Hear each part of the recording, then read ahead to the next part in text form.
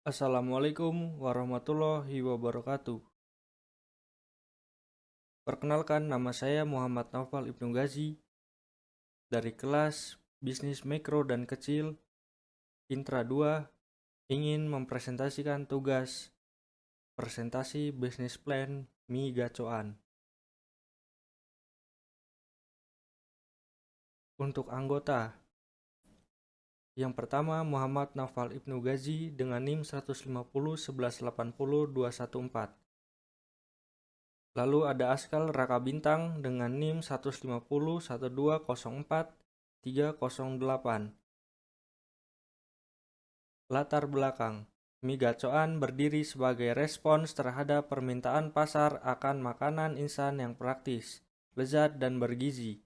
Dengan gaya hidup yang semakin sibuk, konsumen mencari alternatif makanan instan yang tidak hanya memuaskan kebutuhan nutrisi, tetapi juga memberikan variasi rasa dan kenikmatan dalam konsumsinya.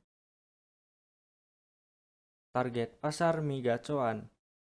Mi Gacoan menyasar konsumen berusia 15-35 tahun dengan gaya hidup sibuk di perkotaan besar dan kota-kota universitas.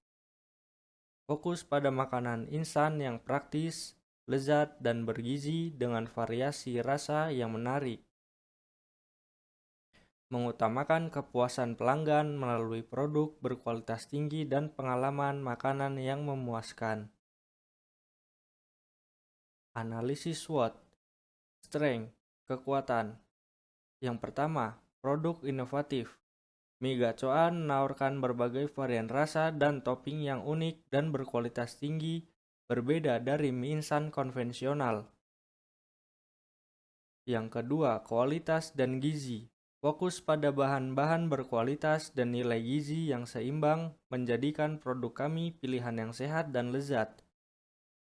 Yang ketiga, brand awareness. Pemasaran yang efektif dan kolaborasi dengan influencer kuliner meningkatkan kesadaran merek di kalangan target pasar. Yang keempat, pengalaman pelanggan. Komitmen terhadap pelayanan pelanggan yang responsif dan program loyalitas yang menarik. Selanjutnya ada weakness, kelemahan. Yang pertama, biaya produksi tinggi.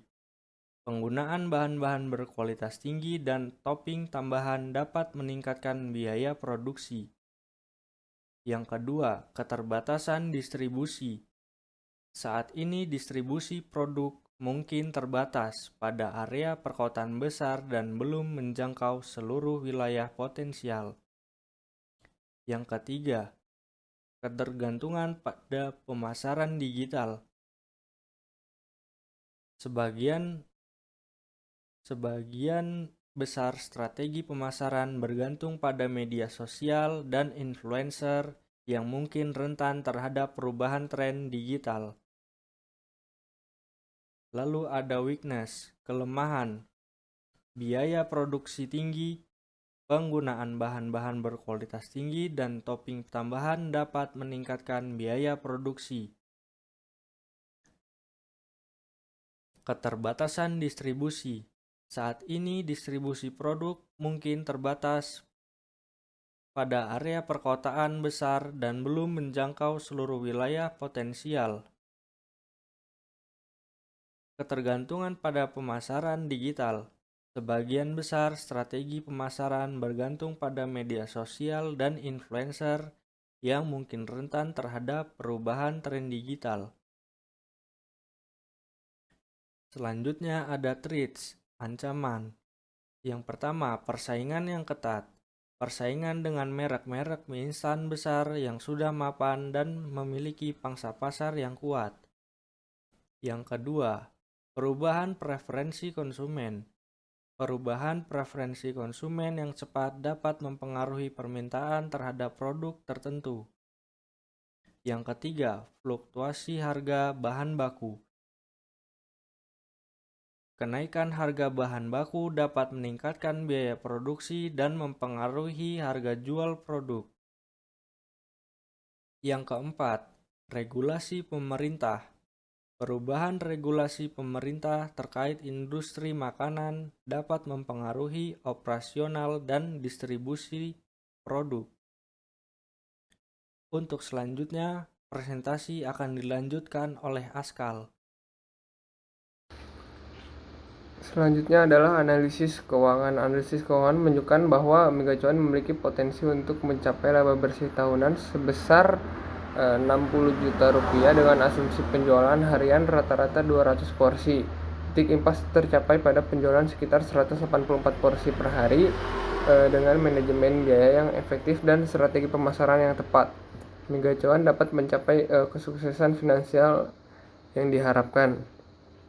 Yang pertama, proyeksi pendapatan penjualan bulanan, yaitu harga jual per porsinya 15.000, perkiraan penjualan harian 200 porsi, pendapatan harian 3 juta, pendapatan bulanan 3 juta dikali 30 hari yaitu 90 juta, total pendapatan per tahunnya 1 miliar 80 juta. Yang kedua, estimasi biaya produksi yaitu bahan baku, biaya operasional bulanan dan lain-lain. Total operasional biaya bulanan yaitu sekitar 55 juta dan total bahan baku 30 juta dan total biaya bulanan sekitar 85 juta, sehingga total biaya tahunan kurang lebih 1 miliar 20 juta.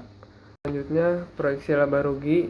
Laba kotor bulanan 90 juta, total biaya bulanan 85 juta, laba kotor 90 juta dikurangi 85 juta yaitu 5 juta. Laba bersih tahunan bulanan 5 juta dikali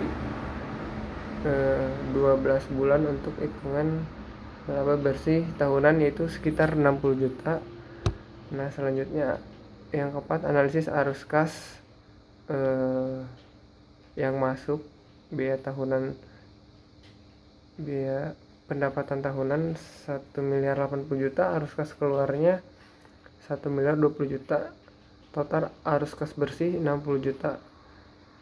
Dan yang kelima, analisis titik impas dari biaya-biaya yang lain sehingga bisa mendapatkan hasil penjualan harian untuk titik impas yaitu 5.500 porsi dalam 30 hari atau sekitar 184 porsi